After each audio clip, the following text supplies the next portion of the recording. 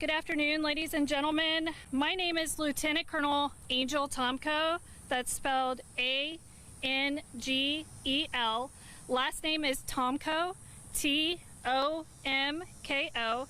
And I'm the spokesperson for the 3rd Infantry Division. Today we're here to discuss the incident that took place earlier today on the north side of Fort Stewart installation at the 2nd Armored Brigade Combat Team footprint. In just a moment, I'm going to introduce you to Brigadier General John Lubis. That's spelled J-O-H-N, Lubis, L-U-B-A-S. He's the Commanding General of the 3rd Infantry Division. Brigadier General Lubis will make a statement regarding the incident and take a few brief questions. Before we begin, however, I'd like to go over just a couple things with you. We have limited time for questions given that this is an ongoing investigation, and we may not have all the information that we can share, but we will try to be as transparent as possible. We will not release the name of any victims until the next of kin notification has been complete. We will not speculate as to any intentions, motives, or backstories, given that this is an ongoing investigation. When you ask your questions, we ask that you please give your name and the affiliation in case we need to do a follow-up. And it's a little hard to hear, so please speak up so that General Lubis can hear you and that you can hear him. Thank you, ladies and gentlemen. I will now turn it over to General Lubis.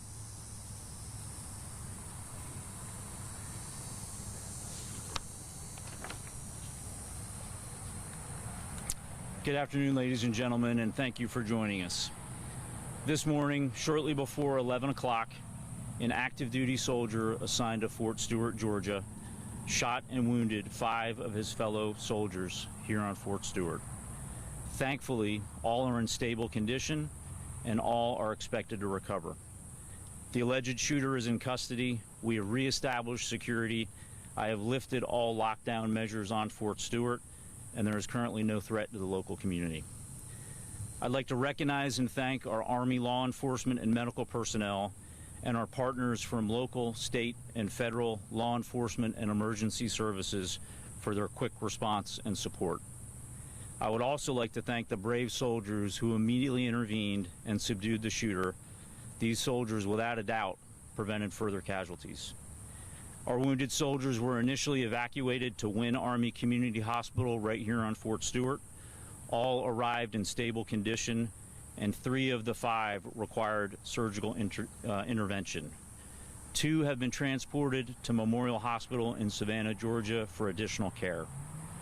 We have identified the alleged shooter as Sergeant Cornelius Radford, an automated logistics sergeant assigned to 2nd Brigade Combat Team. Sergeant Radford has not previously deployed to combat. Sergeant Radford has been interviewed by the Army Criminal Investigation Division and is currently in pretrial confinement, awaiting a charging decision by the Office of the Special Trial Counsel. Right now, our primary focus is first on caring for our injured soldiers and their families, and also supporting the soldiers of the Spartan Brigade.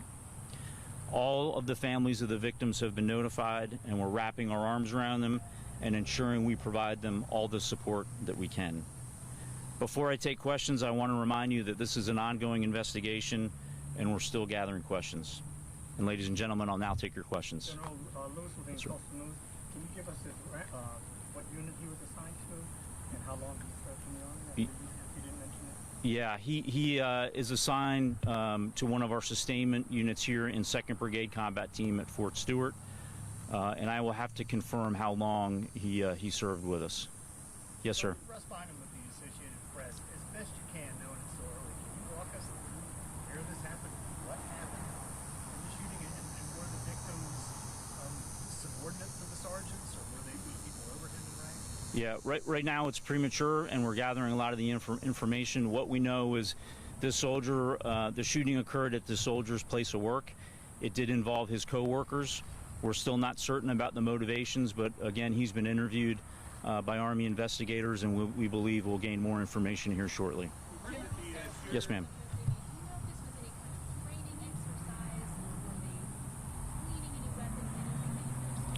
No, ma'am. We don't have any reason to believe it had anything to do with a training event. Other than that, I can't state the motivations for this soldier. We've heard that the shooter Yes, sir. may have been from Jacksonville, Florida. Are you able to confirm that? We also heard that he had maybe been arrested for DUI recently. Yeah, at this point, I can't confirm where he's from. We can follow up on that. I do believe he was arrested locally for a DUI. That was unknown to his chain of command until the event occurred, and we started looking into the law enforcement databases. Robin, now from the current, can you tell us whether or not that was a military weapon or whether this was a personal weapon that the person brought on base? Yes, ma'am. I can confirm it was not a military weapon, and we believe it was a personal handgun. Yes, sir. What does this mean for ongoing security measures as this situation is able to occur with personal weapon? Yeah, I'm very confident in the security of this installation. We've got a great partnership with local law enforcement. As you can see here at our gates, we have armed guards in protective equipment. This one's a bit difficult, and we're going to have to determine how he was able to get a handgun to his place of duty. LCOA News for Jax, has the suspect had any prior disciplinary or behavioral issues on base? No, ma'am, not that we're aware of. But again, it's early in the investigation, but not that I'm currently aware of. Colonel Lucas Tiamaggio, WJCL 23 News. You mentioned that some soldiers helped subdue him. Do you know if his arrest ultimately was surrendered peacefully or what did his arrest for? I don't have the details on that, but I know that his soldiers in the area that witnessed the shooting immediately and without hesitation tackled the soldier, subdued him, that allowed law enforcement to then take him into custody. And we set time for one more question. I know that you can't speak to the motivation, but if this turns out to be some situation where somebody had extremist beliefs or maybe classified as a terrorist attack, I mean, how does that change the base's response or the base's investigation moving forward? Yeah, currently we have no reason to believe any of that is the case. However, we continuously assess the threat environment, both in the immediate area and across our Army and DoD installations, and we will address the threat level accordingly. Do we have the rank of the shooter? Yes, sir. He was a sergeant. Ladies and gentlemen, thank you for your questions, and again, thanks to the local responders and the local community for their help. Thanks, and have a great afternoon. Thank you, sir. Thank you.